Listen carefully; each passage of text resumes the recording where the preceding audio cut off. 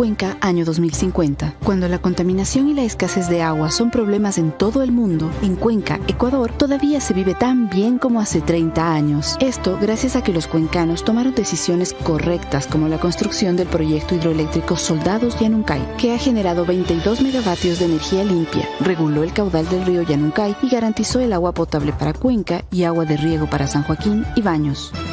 Aunque esto parezca ficción, es nuestro compromiso con Cuenca Bicentenaria, el Ecaustro. Juntos generamos agua y energía para la vida.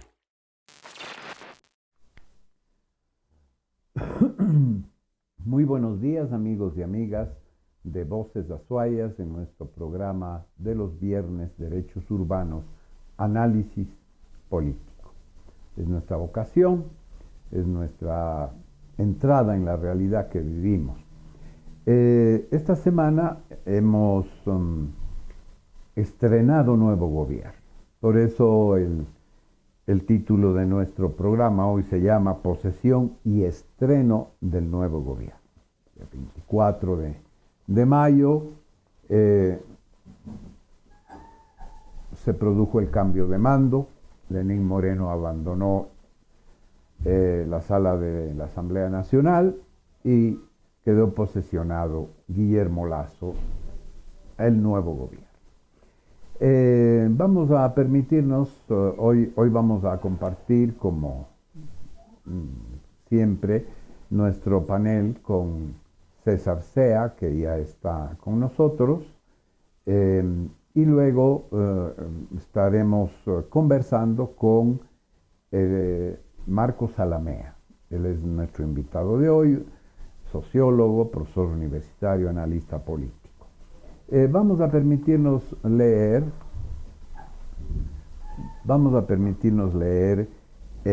un editorial que Carlos Castro, el doctor Carlos Castro, publica en El Mercurio todas las semanas.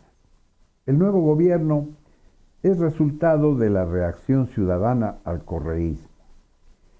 Y por ello también se repudió el pacto político entre el Partido Social Cristiano, UNES y CREO, que pretendía condicionar y mantener cautivo al gobierno desde la Asamblea y maniobrar para lograr la impunidad de la corrupción en el Correato mediante la creación de una suerte de comisión de la verdad. Estas comisiones de la verdad, que en realidad son comisiones de medias verdades y de medias mentiras, dependiendo de los intereses de quienes la organizan, ¿no? Ahora en la práctica habrá que ver la diferencia del gobierno de Creo, del gobierno correísta y de Lenín Moreno, lo que implica que el actual régimen no sea autoritario, respete los derechos colectivos y de la naturaleza, maneje con honradez los recursos públicos, no festine el patrimonio nacional, haga efectiva la descentralización, trate con equidad a los territorios y a sus habitantes, consulte y escuche a la ciudadanía, fortalezca el IES y obedezca la Constitución. Un gobierno ético, políticamente ético, eficiente en la administración y socialmente viable.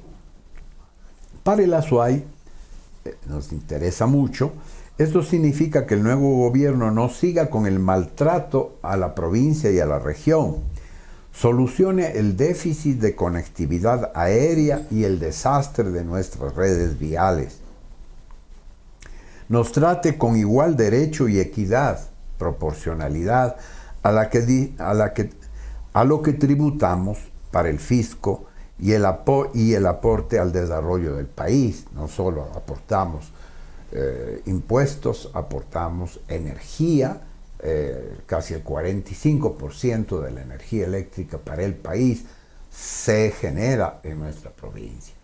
Además hemos sostenido la dolarización con el trabajo de nuestros migrantes australes, especialmente de la provincia de Cañar, Azuay, Morona, Santiago, Loja, etc. No son pocos millones.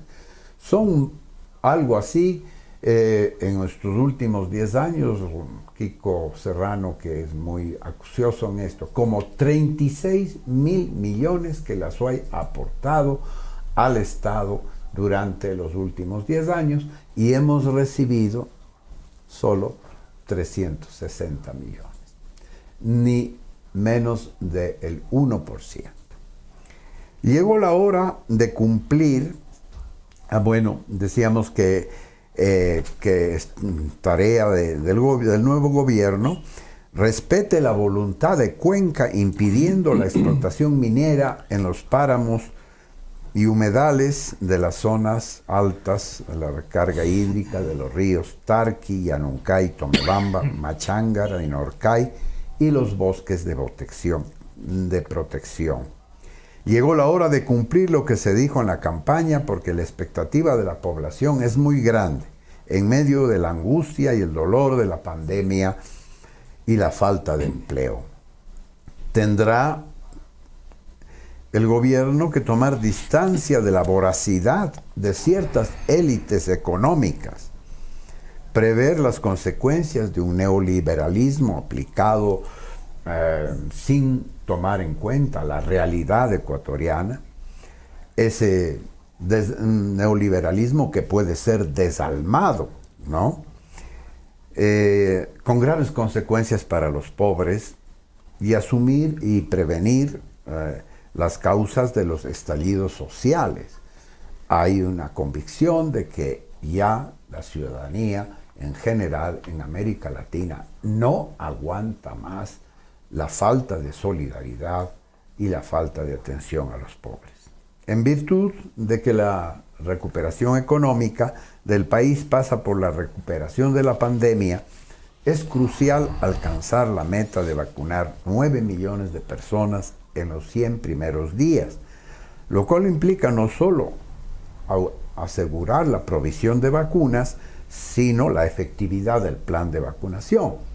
Me parece que hay que hacer una campaña internacional para sensibilizar a los gobiernos poderosos de los países ricos para que no sigan acaparando las vacunas, que ya están vacunando me parece muy bien que se vacune a los chimpancés de los zoológicos del Bronx, de cualquier ciudad norteamericana, pero entonces el tercer mundo, el mundo marginal, bueno, estamos detrás de los chimpancés. Me parece que no es éticamente justo, por más ecologistas que seamos, ¿verdad?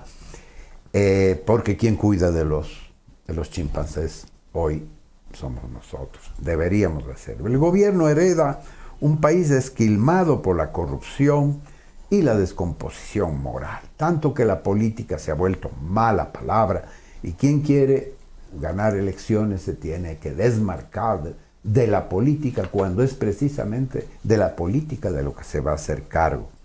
El gobierno necesita una acción gubernativa responsable y honrada, donde primen los intereses de la mayoría, no de grupos privilegiados. Me parece bien, nos parece bien que la primera dama no gane sueldo.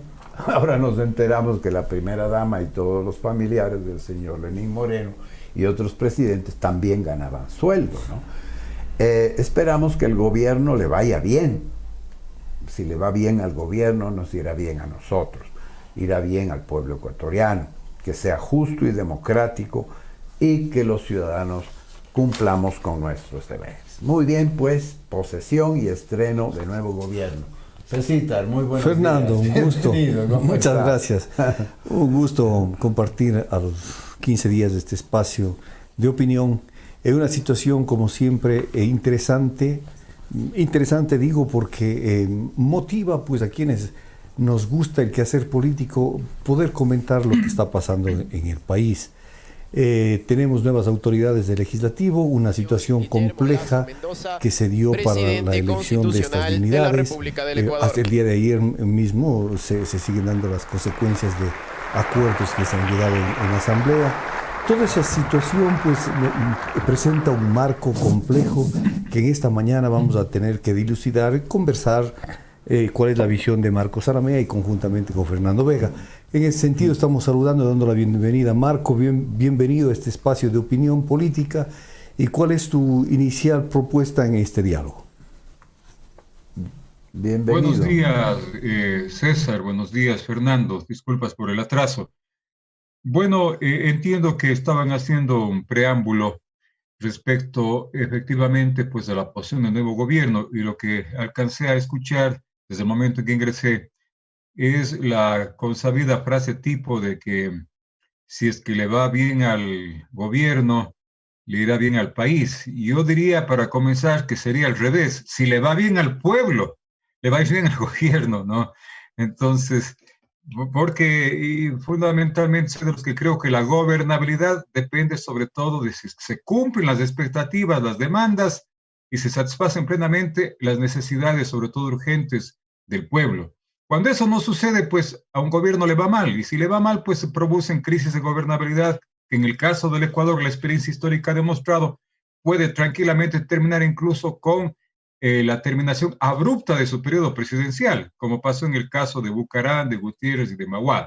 Sin embargo, además de esto, yo diría de que efectivamente, pues en la población ecuatoriana, cada cambio de gobierno significa pues una expectativa, una suerte, digamos, de visión esperanzadora de que las cosas mejoren, comparando siempre con lo que ha pasado en el gobierno anterior. Y en este caso creo que las expectativas, las esperanzas son mucho más fuertes, considerando que estamos saliendo de la gestión de un gobierno que ha sido evaluado por el propio pueblo como el peor gobierno de la historia. ¿Y por qué te digo por el gobierno? Porque, claro, según los estudios cuantitativos, uno de ellos realizado por la carrera de marketing de la Escuela Politécnica del Ejército, arrojaba cifras de que efectivamente, pues, los peores gobiernos estaban siendo considerados el de Mahuad, el de Bucaram, pero el primero de estos tres estaba precisamente ubicado el gobierno de Lenín Moreno. Además de que esto no me sorprende porque según también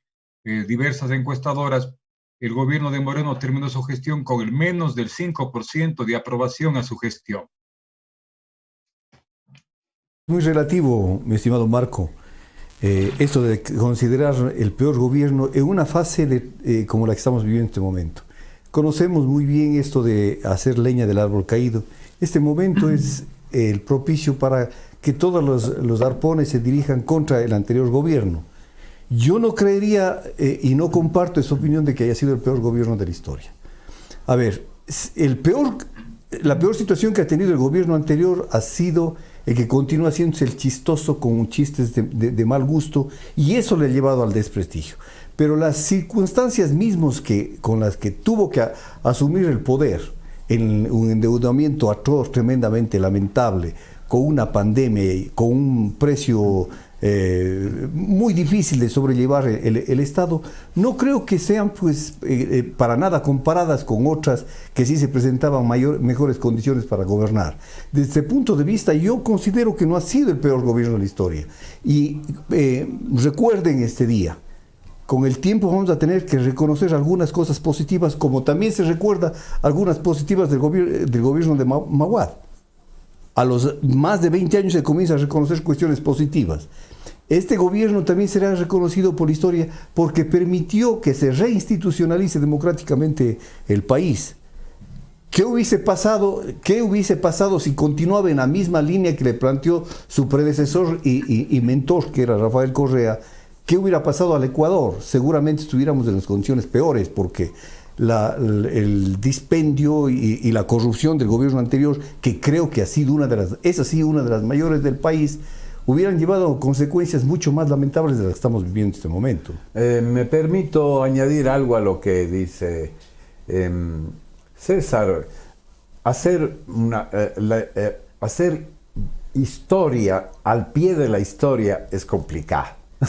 ¿No es cierto? Determinar el sentido de la historia apenas ha acabado de acontecer la historia, siempre requiere de un horizonte más amplio, y estoy plenamente de acuerdo que tanto en las afirmaciones mías, las de César y la tuya, es cuando dices si le va bien al pueblo, le irá bien al gobierno. Me parece que la verdad siempre, esa verdad, esa justicia, esa equidad, el éxito siempre tiene de esas dos entradas. Depende, como decía Cantinflas, cómo la ve desde ahí, desde cada punto de vista, ¿no? En ese sentido, pues retroalimentamos tu nueva intervención. Sí, yo añadiría algo en esta parte que dice Fernando. A ver, es verdad que si le va bien al pueblo, le va a ir bien al gobierno, pero para que vaya bien al pueblo, tiene que hacer una buena gestión el gobierno. Tiene que acertar. O sea, no podemos hacer una disyunción, o sea, son totalmente, digamos, recíproca la situación. Si es un gobierno, como tú dices, o como la opinión de alguna gente, el peor gobierno de la historia, al pueblo le va a ir mal. Pero si es un gobierno que puede manejar mejor la situación económica, social, atender las necesidades sociales, le irá mejor al pueblo. O sea, eso es indiscutible. Bueno, pero ahí vamos. Bueno, primero, el tema de la caracterización del peor gobierno de la historia, no la hago yo. Estoy remitiéndome, pues, a estudios de opinión realizados, ¿no es cierto?, por importantes universidades como la Escuela Politécnica del Ejército con su carrera de marketing. Entonces, ellos establecen en este orden como peor gobierno de la historia, pues a Moreno, luego le ubican a Mahuad y después a Bucaram. Pero también esta caracterización o esta conclusión de este estudio académico, político que realizan estos académicos de la Escuela Politécnica del Ejército, son también respaldados por las encuestas de opinión de la gente, que entre otras, por ejemplo, están ahí encuestadoras como Sedatos, Perfiles de Opinión, etc. Moreno termina su gestión con menos del 5% de aprobación. Recordemos que Bucaram, Mahuad y Gutiérrez, los tres gobiernos que cayeron, tuvieron menos del 10, pero nunca llegaron al 5. ¿Por qué con este nivel de legitimidad no cayó Moreno? Evidentemente, pues por el apoyo que tuvo de importantes grupos de poder económico, el gran poder mediático, el exgobierno del presidente Trump, con el cual fue bastante servil el gobierno de Moreno. Y además porque estábamos en pandemia, que aprovechó además Moreno para simplemente pues volvernos a ubicar el paquetazo económico que originó las protestas de octubre de 2019. Claro, lo hizo de forma gradual, pues porque la gente no percibía, ¿no? De hecho, de manera, digamos, más bien gradual, este reajuste, eliminación total de los subsidios del precio de los combustibles. Primera cosa. En segundo lugar, César habla de que a este gobierno habrá que reconocer, al que salió Moreno, la reinstitucionalización democrática. Yo creo que usando con absoluta objetividad y sobre todo con precisión los conceptos, no hubo tal reinstitucionalización democrática. Lo que hubo es una suerte de descorreización de la mayoría de instituciones del Estado. Y descorreizar no es reinstitucionalizar. La justicia, así como en su momento fue controlada por el gobierno de Correa, luego después ha sido controlada por el gobierno de Moreno. Entonces, la reinstitucionalización democrática significa de que la justicia tiene que ser plenamente independiente. No tiene que ser ni correísta, o en su momento, pero tampoco es ni correísta. No tiene que ser ni morenista ni antimorenista. Esa es la reinstitucionalización. Eso para poner solamente el ejemplo de esta institución clave y la dinámica de gestión del Estado, que es la justicia. Pero si consideramos otros órganos también del Estado, de hecho que no podemos decir que no han tenido un sesgo político a favor del gobierno de turno. Igual lo va a ser ahora a favor del gobierno de turno de Lasso. En general, la justicia nunca ha sido independiente y no ha dejado de ser dependiente de los gobiernos de turno. Por eso mismo es que los casos de corrupción de Correa se investigaron y eso está bien, pero no se han investigado los casos de corrupción de Moreno, precisamente porque ha tenido una justicia bajo su control. Por ejemplo, el caso INA Papers, uno. Segundo, el caso Lucas Majano, que es la segunda parte del caso Arroz Verde, denunciado precisamente por los periodistas Villavicencio y Zurita. Caso Lucas Majano, que tiene que ver con también el uso de dineros indebidos, irregulares en la campaña en la que fue electo presidente de la República, Lenín Moreno. ¿Cómo es que solamente hubo sobornos hasta el 2016? ¿Qué pasó con el 2017? ¿O ahí se volvieron monjas de la caridad, pues los dio el país? No, lo que pasa es que Moreno estaba manejando el poder del Estado. Y además del otro caso, denunciado por los periodistas de Postal, La Posta, ¿no?, de este portal periodístico, sobre el caso Arroz Moreno, lo bautizaron ellos. Recordemos, así como en Arroz Verde se da cuenta del uso, ¿no es cierto?, de dineros obtenidos con sobornos a cambios de contratos con el Estado. En el caso de Arroz Moreno se hace relación al uso de fondos públicos de empresas estatales en la financiación de una campaña electoral y específicamente de la campaña que sirvió para el referéndum o la consulta popular de febrero de 2018. Casos que evidentemente ahora cuando Moreno no está en el poder, si hay la voluntad política, comenzarán seguramente a ser investigados. Y finalmente, antes que se me vaya esta idea, a veces uno hace el análisis siempre pues con la carga de las prenociones, los prejuicios o simplemente con las frases que diluyen el carácter, digamos, de clase o los intereses a los que representan cada gobierno. Por ejemplo, también he escuchado estos días decir mucha gente, ¿no es cierto? Esperemos que le vea bien al gobierno, que haga una buena gestión. Claro, puede hacer una buena gestión, una excelente gestión, pero ¿en función de qué intereses? Entonces, ese es el tema. Lo ideal sería decir, ojalá haga un gobierno pensando en los intereses de todos, pensando en el bien común y no solamente en el bien de un grupo de poder, de una élite social y económica. Porque claro, puede ser un excelente trabajo, medalla de oro, un trabajo, pero ¿quiénes son los beneficiarios de ese trabajo? Entonces no se puede decir un buen gobierno en abstracto, porque los gobiernos no gobiernan en abstracto. La política económica no es neutra. La política económica siempre tiene beneficiarios y perjudicados. Y vamos a ver, sobre eso podemos hablar más adelante, precisamente cuál va a ser la política económica a implementarse por el gobierno de Lasso. Perdona. Bueno, vamos a cerrar la parte evaluativa del peor gobierno de la historia en uno de los peores momentos de la historia del Ecuador. En serio, yo creo que habría que decir las dos cosas. Fernando, solamente permíteme, yo coincido en que fue el peor gobierno, el peor momento de la historia, ciertamente, porque la pandemia nos puso en ese escenario. Pero no se puede negar que efectivamente la falta de liderazgo, la ineficacia, la falta de capacidad y la evidente mediocridad que hubo de estos funcionarios, no solamente de Moreno, ministros, etcétera, es una cosa real. Sí. Entonces, cerramos este capítulo de la evaluación. Solo con una cosa. Espera, pero déjame hablar. Diciendo, el gobierno de Moreno ha sido calificado como el peor gobierno de la historia, percibido por la ciudadanía como el peor momento de la historia, un momento de mucha depresión social, en el peor momento de la historia, ¿verdad?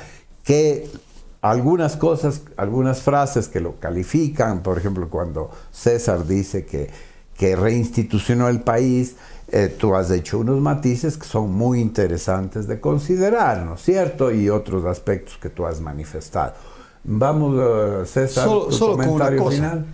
O sea, es tan sesgado eso de decir el peor gobierno de la historia. Porque, a ver, tú, Marco, que eres una persona que entiendes mucho del quehacer político, no podrías compararle con gobiernos de 20 millas, por decirte algo. Son un desastre, pero desastre en todo sentido, una corrupción absoluta. Entonces, que si me dices, Marco, perdona, la historia reciente. Eso es otra cosa, podrías decir eso, pero hablas del peor gobierno de la historia, haciendo seco a lo que dice Correa, es un absurdo, porque ha habido gobiernos que realmente han sido más que folclóricos del mismo de 20 millas que como te estoy diciendo. O sea, es un absurdo querer calificar así, haciendo seco justamente de lo que de esa promoción de ese eslogan que encontró el señor Correa para desprestigiar a quien llevó al solio presidencial. O sea, eso es así. Pero cerremos el asunto, la descorreización. Solamente César, una pequeña contrarréplica. Bueno, está de moda ser anticorreísta, ¿no? Pero en mi caso yo tengo que tener una visión académica, pues entonces mi objetivo no es armar un discurso anticorreísta per se, ¿no? Yo he sido uno de los que ha escrito más de 10 años precisamente de manera crítica contra el correísmo. Trato de ser objetivo. Y precisamente en uno de mis artículos de hace 3 semanas en el Mercurio, hablando, y pongo ahí, si tú revisas con signo de interrogación, el peor gobierno de la historia, porque a mi manera de entender yo coincido, ciertamente esa es la percepción ciudadana, pero de manera de entender, si yo sí puedo, ahí sí decir que ha sido el peor gobierno desde el reestreno de la democracia de 1979.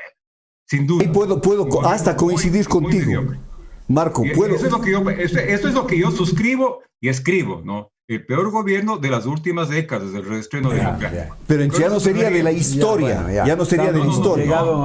De la historia de las últimas décadas, exactamente. Coincidimos en eso. Entonces, en el próximo segmento vamos a ir a un corte y en el próximo segmento vamos a afrontar ya el futuro, el presente y el futuro, que es los retos económicos y otros retos que harán precisamente que merezcan de tu parte y de la parte del pueblo la calificación de que tendremos un buen gobierno si es que hace una buena administración en favor de las necesidades de la gente, ¿no es cierto? Bajo ese criterio enfocaremos la segunda parte. Vamos al corte y venimos en un minuto. El proyecto hidroeléctrico Soldados Yanuncay busca satisfacer la demanda futura de energía eléctrica, aportando al sistema interconectado del país con 22 megavatios de energía limpia y renovable, dotando de energía a más de 65,000 familias. El Egaustro, agua y energía para la vida. Bueno, en esa segunda parte es interesante que comencemos a analizar las perspectivas justamente del gobierno, que puede ser bueno o malo en función de que haga las cosas bien para el pueblo o no. La situación es muy compleja porque también eso de decirse que haga todo lo bueno para el pueblo, un gobierno en las circunstancias que tome el país, que yo creo que lo prioritario es salvar algunas situaciones como la pandemia, la dolarización y el desastre económico en el que estamos viviendo, difícilmente todas las cosas van a ser favorables a los intereses populares. Lamentablemente es así y tenemos que criticar, hemos criticado siempre y criticaremos las políticas que vayan en contra de los intereses populares, pero esperar que un gobierno en las condiciones actuales le lleve al país cuando se ha llevado décadas de desastre también es muy cuestionable. Personalmente considero, si podemos salir de este bache económico en el que vivimos con relativa calma, relativa tranquilidad, y se puede también salir de esta pandemia, ya de hecho estaríamos hablando de un gobierno medianamente bueno y que eso beneficiará en definitiva al pueblo ecuatoriano. Lo otro es soñar en aquel Mesías de que venga y solucione todas las cosas en una situación de crisis como la que vivimos, lo cual me parece muy utópico. ¿Cómo lo ves vos, Marco? Bueno, el discurso de posesión del presidente Lazo... El micrófono, por favor. Tu micrófono, Marco. Ya, ¿se me escuchan ahí? Bueno, Marco, no se te escucha. Está prendido el micrófono.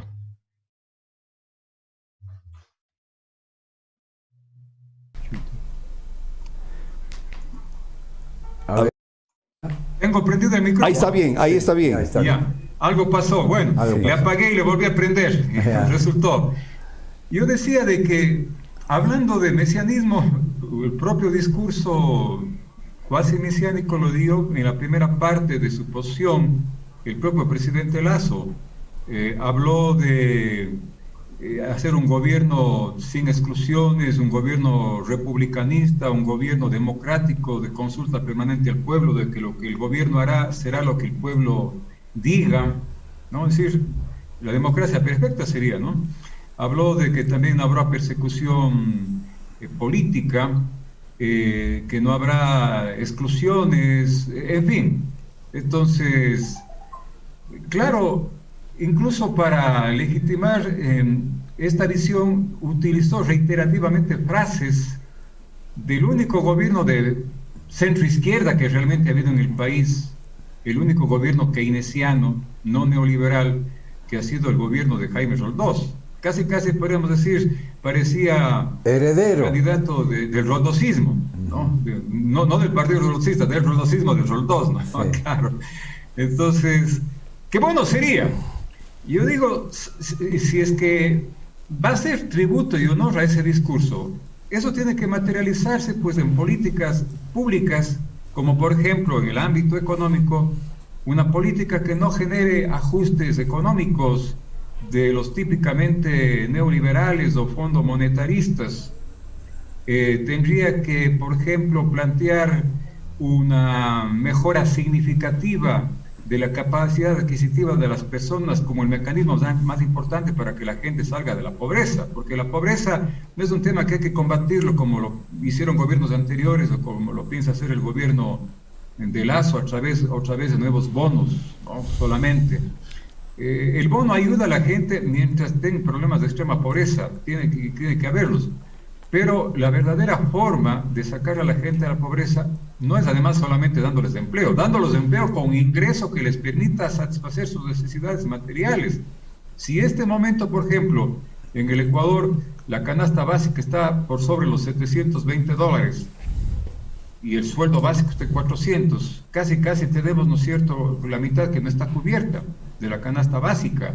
Y si encima tenemos las voces como el ministro de Finanzas, que dice que quienes ganan $550 pertenecen a los sectores más ricos de la sociedad y que por lo tanto tienen que hacer un esfuerzo para pagar tributos, ¿de qué estamos hablando? Entonces ya de entrada estamos viendo que la visión del ministro de Finanzas no coincide con la visión del discurso dado por Lasso. Pero también ese señor Lasso, que no planteó el tema de la política económica en su discurso, no, simplemente planteó un panorama, digamos, de pleno de democracia, de inclusión, etcétera, pero sí lo hizo en el foro el día anterior, el llamado Foro de la Libertad, que concentró a la flor y nata de los sectores de extrema derecha de países como España, con el expresidente Aznar, el expresidente Pastrana, Álvaro Vargas Llosa, etcétera, que son gente muy conocidas por sus convicciones, digamos, ultra neoliberales y ultra conservadoras. ¿Qué dijo ahí?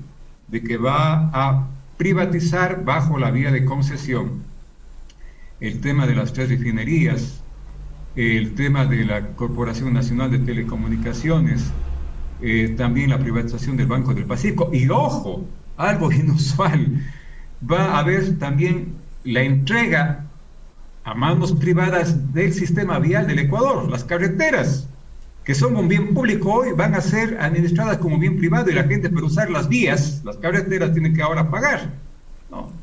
Y por eso yo sostuve justamente en la campaña que si es que Lasso gana, el escenario más probable era una profundización y un afianzamiento del modelo que hemos tenido en los años 80, 90 y los primeros años del siglo XXI. Un modelo que fracasó porque no permitió precisamente lograr la estabilidad económica y mejorar la actividad de la misma, sino generó mayor crisis económica, pero sobre todo generó mayor desigualdad social que se tradujo en mayores conflictos sociales, que se transformaron en conflictos políticos, en crisis de gobernabilidad y en derrocamientos presidenciales. Cansado de eso la gente, porque el neoliberalismo, que no se aplicó totalmente, porque hay tareas inconclusas que hoy pretendería Lasso cumplirlas, el fracaso del neoliberalismo creó las condiciones para la existencia del correísmo. A veces perdemos un poco la perspectiva, ¿no es cierto? El correísmo, ¿por qué nació? Nunca hubiera habido correísmo si es que el neoliberalismo hubiera sido un modelo económico y social que no hubiera generado esas contradicciones sociales tan profundas, ¿no?, que la gente vio como única alternativa precisamente la posibilidad de salir de ese modelo, a través, ¿no es cierto?, de una nueva propuesta. Entonces, si es que Lasso va por este segundo escenario, ya no es necesario ser adivino qué es lo que va a pasar, pues. Si van a haber políticas de ajuste como una mayor flexibilización laboral que también se está anunciando, porque se dice, vamos a respetar los derechos de los trabajadores que ya están este rato trabajando en la formalidad, pero vamos a generar nuevas políticas, ¿no es cierto?, y nuevos derechos en función de los nuevos trabajadores. Claro, y yo digo, todo el mundo puede estar trabajando, pero en condición de esclavo. Entonces, se está planteando justamente una precarización de los nuevos sectores que ingresen a la producción. También los acuerdos de libre comercio. Siempre el Ecuador fue reticente, incluso en los gobiernos neoliberales nunca se avanzó hacia ese nivel, porque los acuerdos de libre comercio destruyen la mediana y la pequeña producción al interior de un país. Por eso no hay que hacer acuerdos de libre comercio per se, sino acuerdos comerciales que también protejan a nuestros productores nacionales y por lo tanto el empleo que brindan esos productores nacionales. Nada de eso se está en mente de hacerlo, ¿no? La propia venta del Banco del Pacífico de una u otra manera significa el fortalecimiento de los oligopolios bancarios que existen en el Ecuador. Igual la propia privatización de la Corporación Nacional de Telecomunicaciones va a implicar también un fortalecimiento del oligopolio de las otras grandes proveedoras de los servicios de telefonía celular. A mí no me admira, porque efectivamente todo gobierno tiene intereses sociales que defender. Y en este caso, pues, del presidente Lasso, es evidente que él pertenece al poder económico, es parte del poder económico. Tenemos en el Ecuador un representante conspicuo del poder económico manejando también el poder político.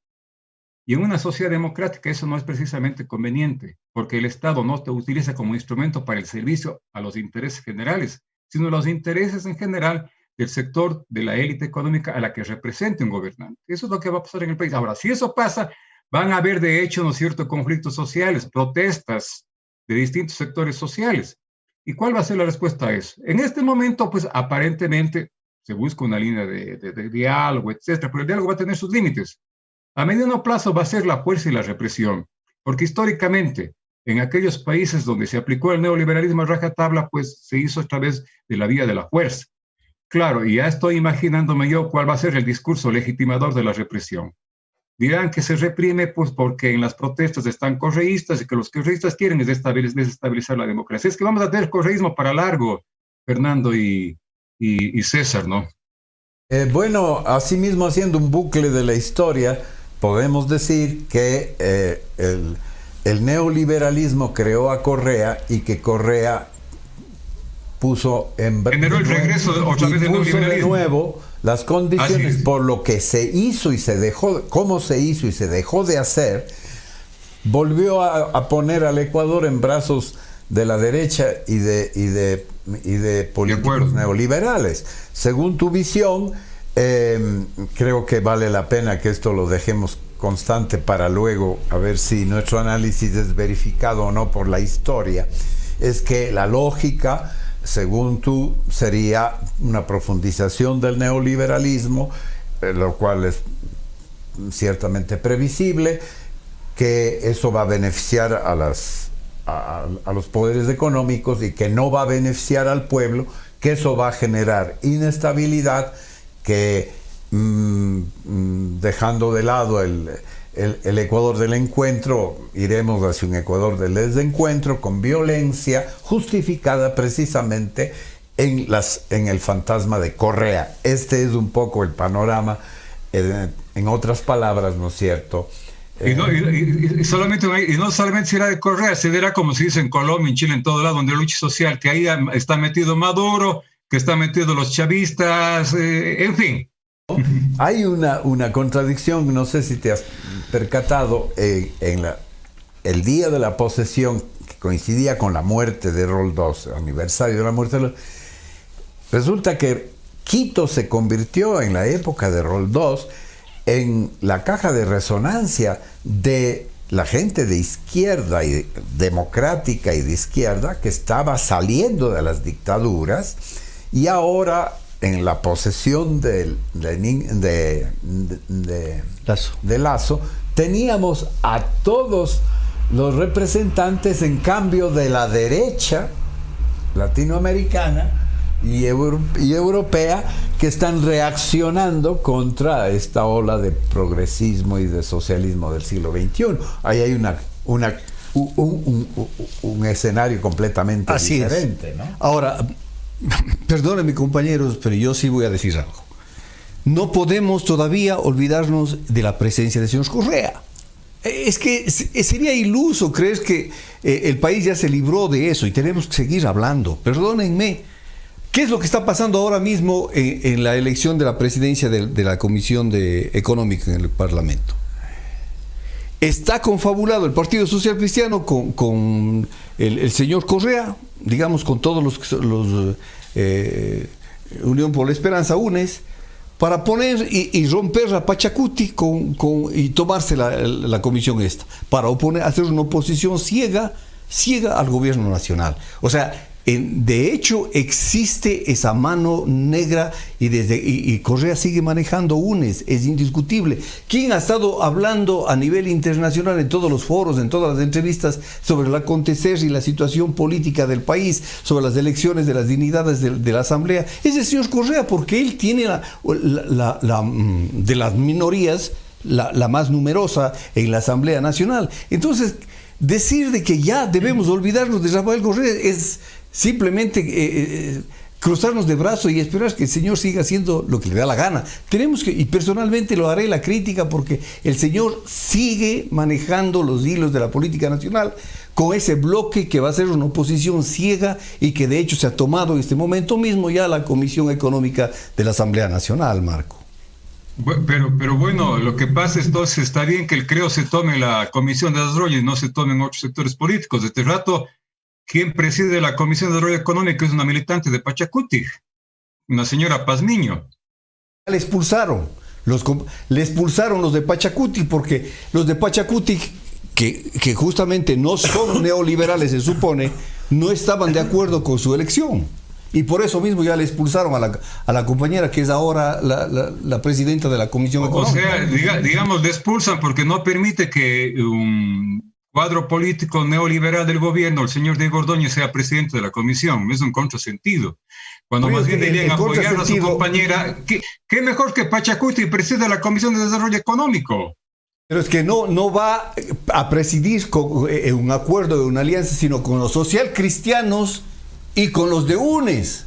Ese es el problema, por eso le expulsan a la compañera. Bueno, si no, Marco, tendríamos que decir que Pachacuti es neoliberal, está a favor de las tesis neoliberales, y no creo que seamos no hemos llegado a esta situación. Lo que pasa es que a veces un poco esa visión de un anticarreísmo radical nos hace perder la perspectiva de un análisis, digamos, mucho más objetivo, por lo menos, ¿no? O sea, de hecho que tiene que meter las manos Correa en su bloque, así como Nebot en su bloque, como lo hace Lasso en su bloque.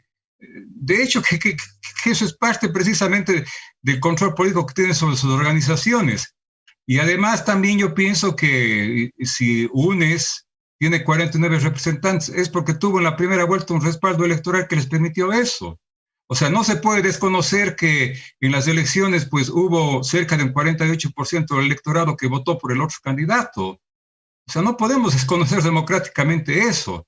Y yo me refería al tema de Correa porque durante el gobierno de Moreno todo era culpa de Correa. Entonces hay una visión reduccionista, simplista de explicar todo en función del fantasma de Correa. Entonces yo desde la academia no puedo hacer una cosa de esas, ¿no? Yo no puedo hacer un discurso político en el análisis, ¿no? Desde la visión anticorreísta y explico todo en función de la conspiración de Correa. O sea, tengo que ser serio realmente en eso, ¿no? O sea, yo respeto muchísimo a la gente que tiene quizás una animadversión visceral a Correa, pero creo que no hay que perder la racionalidad de que en este momento estamos en otras condiciones. Vamos a enfrentar otro tipo de fantasma en el Ecuador. Un fantasma que se nos viene, que va a venir con más fuerza de lo que tuvimos en los años 80 y 90, ¿no?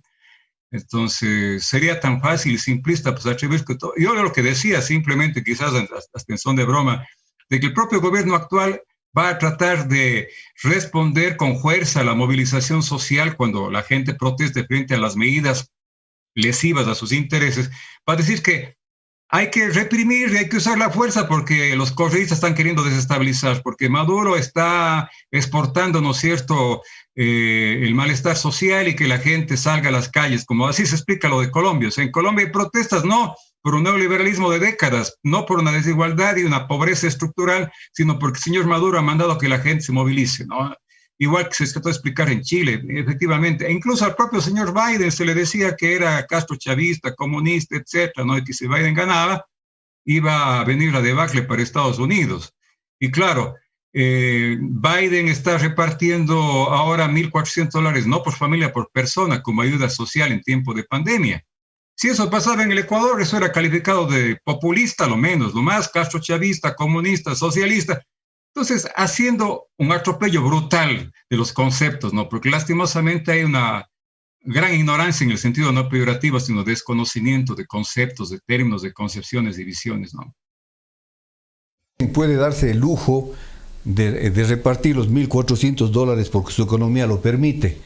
Pero sí es un absurdo pensar que el país o el señor candidato de UNES, ¿cómo se llamaba? El señor Arauz, que ya se ha desaparecido, por cierto, quiera comenzar a regalar la plata así en forma totalmente liberal. O sea, es que eso no es un regalo. Cuando no tiene dinero el país, el país está en crisis, Marco. Pero eso precisamente va a ser Lasso ahora, pues. Va a crear dos nuevos bonos para 300,000 familias. ¿Cuándo es bueno y cuándo es malo? Por eso, no, en ninguno de los dos casos es malo. Lo que pasa es que si el país puede subsidiar a la élite, a grupos de poder económico, por ejemplo, le perdonó 4.500 millones en intereses, si un gobierno, sea del signo que sea, quiere dar una ayuda social a la gente que más necesita, eso es lo correcto. Como política pública, además es lo ético. Entonces no podemos decir, si un gobierno que no es de mi agrado lo dice, entonces ahí es malo, pero si un gobierno que sí es de mi agrado, lógicamente ya no es malo. Entonces, pero una cosa es dar un subsidio a los sectores que necesitan el subsidio y otra cosa es tomar los dineros que no tiene el país ese rato y comenzar a repartir así dispendiosamente. Conceptualmente una cosa es, a ver, esto no es subsidio, es un bono, es una ayuda social, un socorro. Dentro de política social hay lo que se llaman los bonos o subvenciones sociales.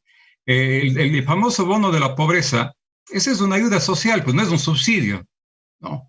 Simplemente es un regalo que hace el Estado, por decirlo de manera sencilla, ¿no? Si es que mete en el bolsillo de la gente, para que viva menos peor. Entonces, eso es lo correcto. En otros países tienen la posibilidad. A mí cuando me preguntaron si es que estaba correcto o no dar $1,000, yo decía que está muy poco, que ojalá se podría dar $2,000 a cada familia. Si es que tú ves que ahora va a dar a lo mejor lazo de 200 bonos en cada mes, eso supone que a un año ya tienes prácticamente 2.400 en un año, ¿no? Esto es una cosa necesaria, porque ¿qué va a hacer la gente con eso? No va a guardar en el colchón, va a comprar más, sobre todo alimentos, y eso va a hacer que el pequeño tendero, etcétera, las gentes, pequeños productores puedan vender un poco más, se reactive, se dinamiza la economía. Eso se llama, desde el punto de vista de la política económica, una visión keynesiana de la economía, ¿no? Aquí la gente no sabe que existe un señor Keynes que permitió salvar al capitalismo después de la Segunda Guerra Mundial, después de la gran crisis de los años 30. El keynesianismo no es sino la posibilidad de plantear un capitalismo con regulación del mercado, frente al neoliberalismo, que es un capitalismo sin regulación del Estado. El keynesianismo, el último gobierno keynesiano, repito, fue Roldós. Recordemos, Fernando y César, que la segunda medida económica que tomó Roldós de su gobierno fue el aumento un 100%, la duplicación del salario básico. Yo me acuerdo era de $2,000, subía a 4,000.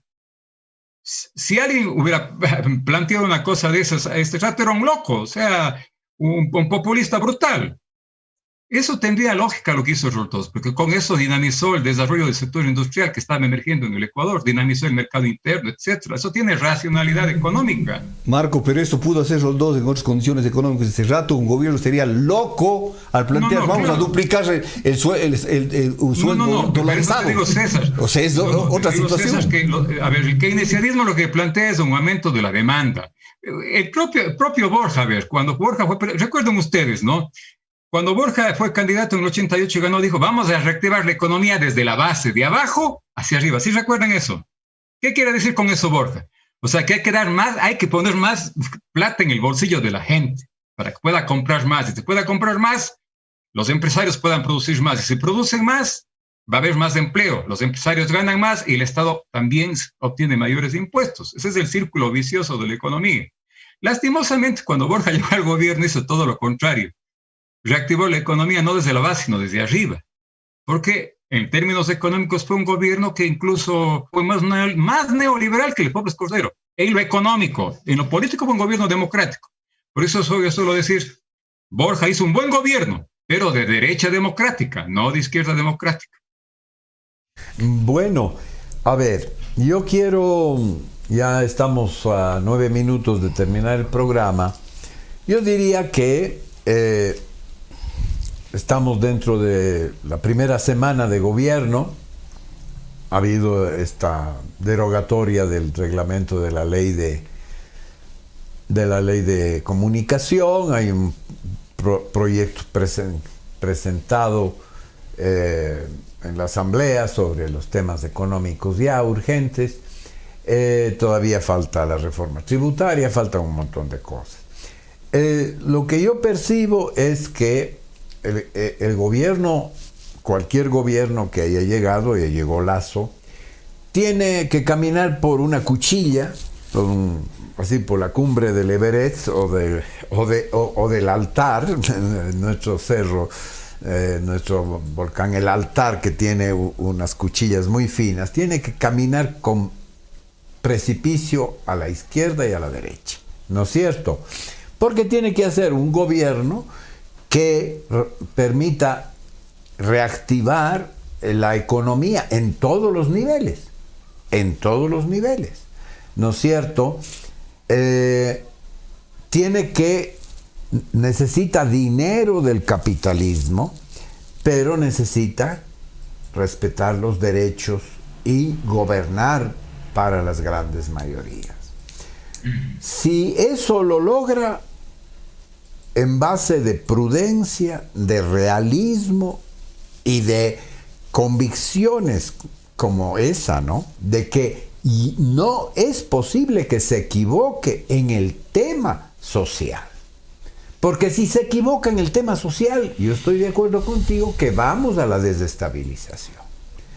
No creo que se pueda en este momento decir que Lasso será un gobierno exitoso porque logró implantar el neoliberalismo en el Ecuador y no se cayó. O sea, el tema es complejo y ahí viene el tema. Son temas que hay que discutirlos. El tema de los acuerdos de libre comercio. Es un tema que no se puede soslayar. El tema de cómo y con quién se financia y se refinancia la deuda externa. Son temas que tienen que ser debatidos en lo económico, ¿no es cierto? Y claro, ahí también hay que descongelar ciertas posturas un poco rígidas de ciertos líderes sociales que, ahí le daría yo la razón a César, es que en un momento crítico donde no se puede hacer todo a la vez y alcanzar los máximos de deseos, es decir, segundo día, pongo como ejemplo, segundo día de gobierno y hay un paro diciendo, este es un paro preventivo. Estamos aquí para decirle al señor Lasso, cuidadito porque si no te caes. Entonces, me parece que también podría ser, ¿no? Y la historia lo dirá. ¿Qué nos pasa si tenemos un gobierno inestable? ¿Qué pasa? Nos vamos al caos. Lo que viene es el caos. Yo no veo que haya otro modelo que en este momento en el Ecuador haya quien también tenga la capacidad de responder. Por lo tanto, yo digo, hay que desearle que a Lasso acierte realmente en esas políticas que deben ser muy sensatas, muy prudentes, para no irse al precipicio de un lado o de otro. Concluyo con esto de lo que dice Fernando y suscribo lo que él dice. Yo creo que en el país no hay este momento uno solo que pueda hacerlo perfecto, porque no estamos en las condiciones para hacerlo perfecto. Tenemos que hacer lo posible. Cualquiera de los candidatos, el que tú quieras, mi estimado Marco, si tú analizas sus condiciones llegando a la presidencia de la República, se encontraba con una tremenda papa caliente y a caminar por filo de la cuchilla. Cualquiera de los candidatos. Tenemos 3 minutos, Marco, para terminar el programa. Claro, las condiciones con las que se encontraban los dos eran las mismas, ¿no? O cualquiera, como dice César. Sin embargo, para enfrentar esas condiciones, pues cada presidente, cada gobierno pretende hacerlo desde su visión económica y social, desde su visión ideológica.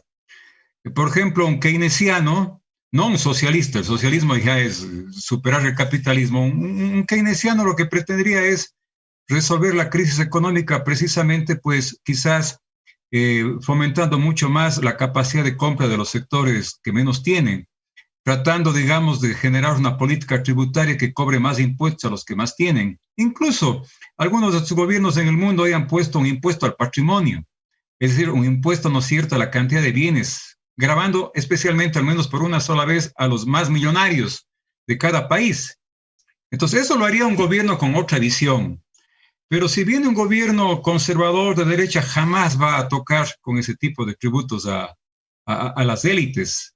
Entonces, la forma de enfrentar, en este ejemplo sencillo, la crisis que padecemos, que es evidente, va a ser distinta, dependiendo, ¿no es cierto?, de las visiones económicas y los intereses sociales. El marxismo diría de los intereses de clase a los que responden cada uno de esos gobiernos, ¿no? Reitero, los gobiernos no son asépticos, no son ideológicamente asexuados o neutros, o sea, tras de ellos hay toda una concepción. En el caso de Lasso es cuestión, ¿no es cierto?, de leer la visión ideológica que maneja Ecuador Libre, que es la fundación creada precisamente por Lasso. Ahí tenemos, ¿no es cierto?, el proyecto, el programa ideológico, político, precisamente el gobierno de Lasso, ¿no?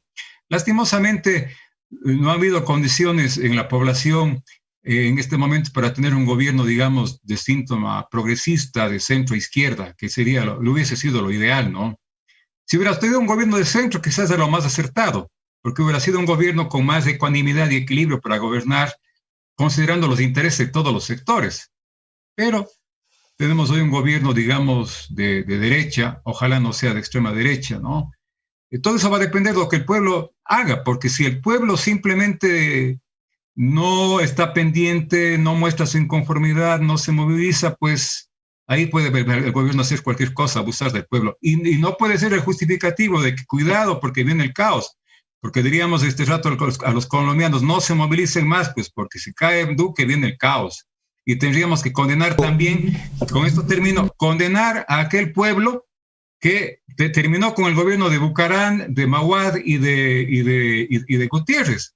Para mí fueron actos ilegales, porque en ninguna parte de la lista votar gobiernos, pero sí fueron actos profundamente democráticos, porque expresaron la voluntad del pueblo en las calles, y la democracia es eso, es legitimidad, ¿no? No es un tema de legalidad, no es un tema de elección simplemente. De acuerdo con lo que tú dices, el pueblo tiene que estar alerta, pero tampoco puede estar haciendo paros preventivos, por lo que podría pasar.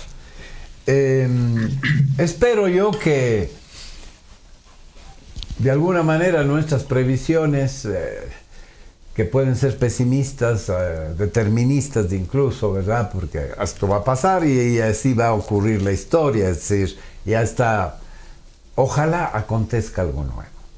Esa es mi única esperanza, que ojalá la historia misma y la coyuntura que vive el planeta toque el alma, toque los corazones y toque los bolsillos, ¿no es cierto? Y que haya, yo diría, tiene que haber una conversión, tiene que haber una conversión.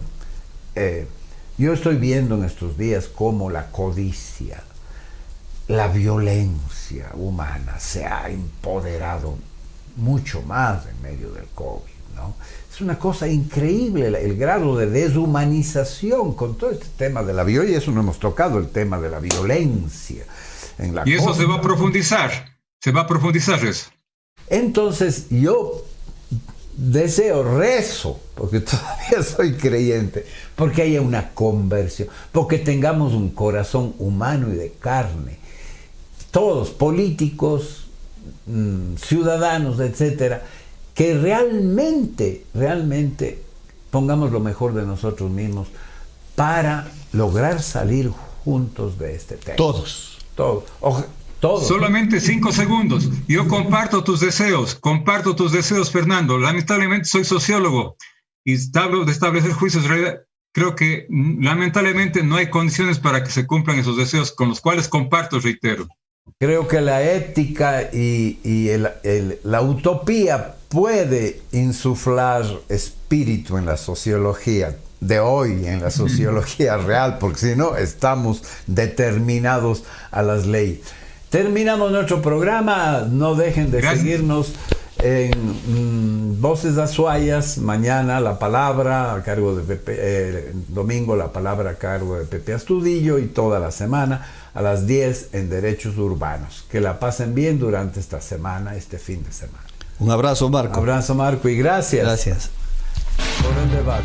Cuenca, año 2050. Cuando la contaminación y la escasez de agua son problemas en todo el mundo, en Cuenca, Ecuador, todavía se vive tan bien como hace 30 años. Esto gracias a que los cuencanos tomaron decisiones correctas, como la construcción del proyecto hidroeléctrico Soldados Yanuncay, que ha generado 22 megavatios de energía limpia, reguló el caudal del río Yanuncay y garantizó el agua potable para Cuenca y agua de riego para San Joaquín y Baños.